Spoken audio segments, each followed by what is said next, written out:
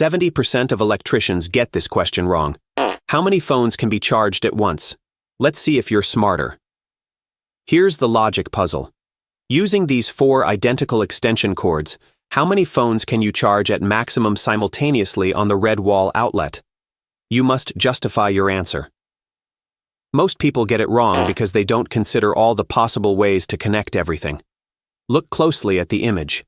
You have 4 identical extension cords and only 1 red wall outlet. Take your time and figure out how to connect these cords to charge as many phones as possible. So, what's the correct answer? I'm sure this puzzle will spark a debate in the comments, but remember, there's only one correct answer. Like this video, and I'll start the 10-second timer now.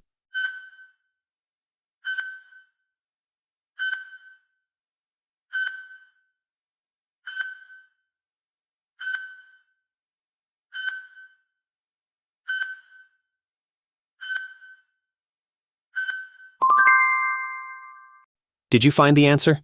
Don't worry if you didn't. Share your answer in the comments and see if you're right.